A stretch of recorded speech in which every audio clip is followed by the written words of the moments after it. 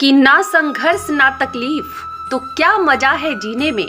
बड़े बड़े तूफान थम जाते हैं जब आग लगी हो सीने में। दोस्तों सोचिए जरा, कुरुक्षेत्र की धरती शांत हो चुकी है, युद्ध समाप्त हो गया है, शंख और नगाड़ों की आवाज थम चुकी है और चारों ओर केवल जले हुए रथ, टूटे शस्त्र और वीरों के निर्जीव शरीर पड़े हैं। इसी वीरों की पंक्ति में एक शरीर ऐसा भी है जिसे जीवन भर अपमान मिला, तिरस्कार मिला और अंत में युद्ध के बाद भी शांति नहीं। वह था दानवीर कर्ण। कहते हैं कि जब कर्ण के अंतिम संस्कार की तैयारी हो रही थी तभी एक दृश्य ऐसा घटा जिसने स्वयं भगवान परशुराम को क्रोधित कर दिया। यह वही परशुराम है जो ब्राह्मण होकर भी क्षत्रियों के संहारक बने और जिनका श्राप कभी व्यर्थ नहीं जाता। यह कथा जितनी रहस्यमयी है उतनी ही चौंकाने वाली भी, क्योंकि इसमें द्रौपदी का नाम जुड़ा है और एक ऐसी हंसी का उल्लेख है जिसने भविष्य का भयावह रास्ता तय कर दिया। कहा जाता है कि कर्ण के शव को चिता पर रखने से पहले जब उसके दान और वीरता की चर्चा हो रही थी तभी द्रौपदी वहां उपस्थित थी। जीवन भर कर्ण को सूतपुत्र कहकर अपमानित करने वाली वही द्रौपदी उस समय कर्ण की दशा देखकर मुस्कुरा उठी। कुछ कथाओं में इसे हंसी कहा गया है, कुछ में व्यंग और कुछ में अहंकार से भरी प्रतिक्रिया। उसी क्षण परशुराम वहां प्रकट हुए। परशुराम कर्ण को केवल एक योद्धा नहीं मानते थे बल्कि उसे अपना प्रिय शिष्य समझते थे। भले ही उन्हें यह ज्ञात न हो कि कर्ण ने अपनी जाति छुपाकर विद्या प्राप्त की थी। पांडव दूर खड़े थे, भीम के चेहरे पर ग्लानि थी, अर्जुन के अंदर पश्चाताप, युधिष्ठिर के अंदर कांपती हुई शर्म और तभी धीमे पांव से द्रौपदी वहां आई। कुछ मिनट, कुछ क्षण, फिर अचानक उसके चेहरे पर एक बहुत हल्की, बहुत क्षण भर की मुस्कान उभरी। बस एक क्षण जितना समय एक चिंगारी को जन्म लेने में लगता है, लेकिन वही क्षण इतिहास को बदल गया। उस समय वहां कोई नहीं था सिवाय एक तेजस्वी साधु के, परशुराम। हाँ, वही परशुराम जिन्होंने कर्ण को श्राप दिया था कि जब हथियार की सबसे ज्यादा जरूरत होगी तब वह उन्हें पहचान नहीं पाएंगे। अब वही गुरु अपने शिष्य के अंतिम संस्कार पर खड़े थे। कर्ण के शरीर की लपटें उनकी आंखों में चुभ रही थी और जैसे ही द्रौपदी की वह मुस्कान उनके ध्यान में आई, उनके भीतर की तेजस्वी में मानो वर्षों से धधकती अग्नि फट पड़ी।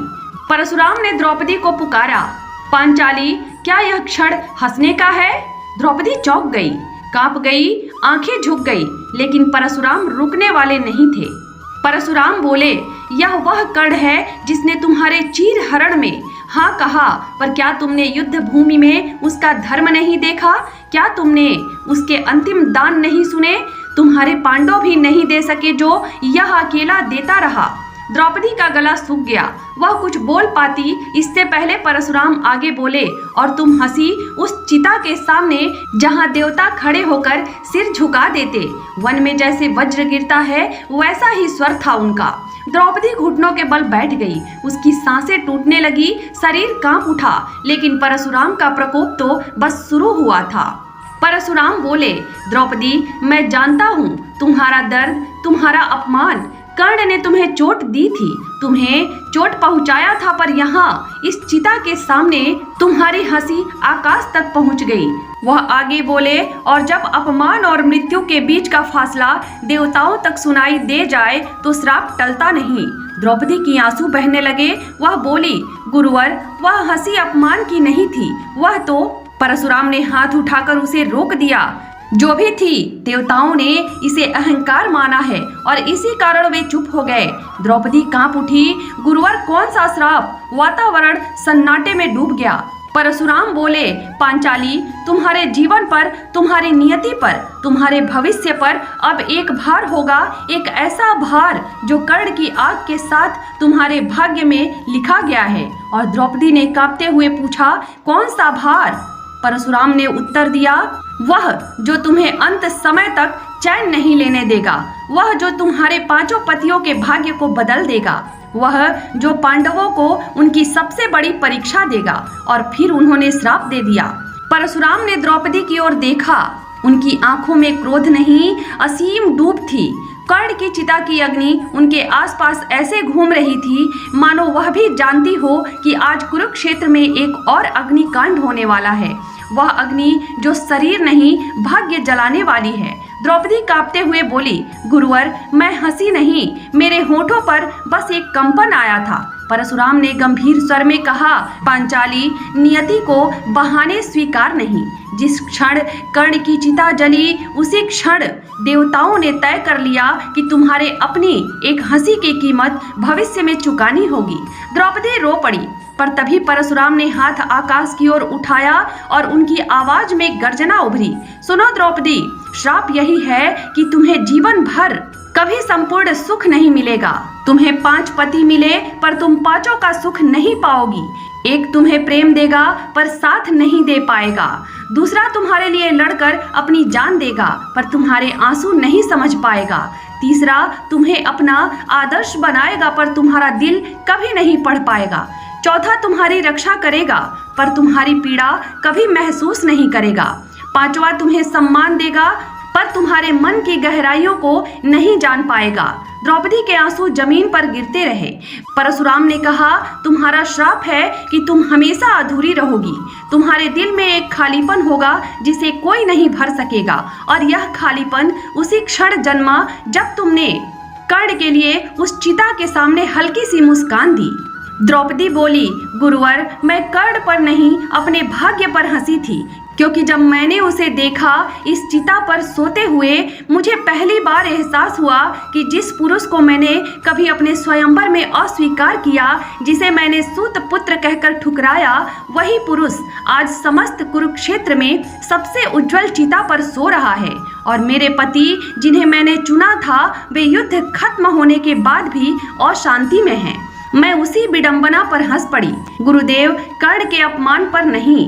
परशुराम स्तब्ध हो गए। उनकी आंखें कर्ण की चिता पर टिकी।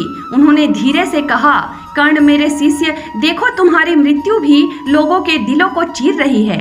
और फिर द्रौपदी से बोले, पांचाली, तुमने सत्य कहा। तुम्हारी हंसी अपमान की नहीं थी, पर सत्य जानते हुए भी देवता अपने निर्णय बदलते नहीं। उनकी आवाज में दर्द था। कर्ण को जो कष्ट मिला वह उसके कर्मों से अधिक भाग्य से था, और तुम्हारी हंसी चाहे कारण कोई भी हो, उसी भाग्य की अंतिम धारा पर गिरी। द्रौपदी ने सिर झुका लिया, पर तभी परशुराम ने एक वाक्य कहा जिसने भाग्य की नदियों की दिशा बदल दी। पांचाली, तुम्हें अधूरा सुख तो मिलेगा ही, पर तुम्हारे पतियों की नियति भी अधूरी रह जाएगी। यह सुनकर अर्जुन के होश उड़ गए। भीम स्तब्ध हो गया। युधिष्ठिर का चेहरा पीला पड़ गया। परशुराम बोले, क्योंकि तुम 5 की रानी हो, इसलिए तुम्हारा श्राप 5 दिशाओं में फूटेगा। एक युधिष्ठिर राजा बनकर भी सुख नहीं पाएगा। उसकी आत्मा हमेशा भय में रहेगी, कहीं धर्म से भटक ना जाए। दूसरा भीम, बलशाली होकर भी वह अपने गुस्से पर काबू नहीं रख पाएगा। उसके रिश्ते हमेशा टूटने के कगार पर रहेंगे। 3 अर्जुन, सबसे महान योद्धा बनकर भी वह हमेशा प्रेम से दूर रहेगा, जिसे सच्चे दिल और मन से चाहता है। 4 सौंदर्य और कला का धनी होकर भी उसके मन में हमेशा एक अदृश्य असंतोष रहेगा। 5 सहदेव, सबसे ज्ञानी होते हुए भी वह भविष्य का सत्य कभी रोक नहीं पाएगा। द्रौपदी रोती रही। पांडवों के दिल एक साथ टूटते रहे, क्योंकि यह श्राप क्रोध से नहीं, पीड़ा से जन्मा था। परशुराम बोले, मैंने अपने शिष्य के सामने टेढ़ा न्याय नहीं दे सकता था, इसलिए यह श्राप दिया। पर याद रखना, उन्होंने आकाश की ओर देखा। कर्ण का तेज तुम्हारे जीवन में हमेशा रहेगा। तुम उस महानता को समझोगी जिसे दुनिया देर से समझेगी, और यही तुम्हारा सुख भी है और दुख भी।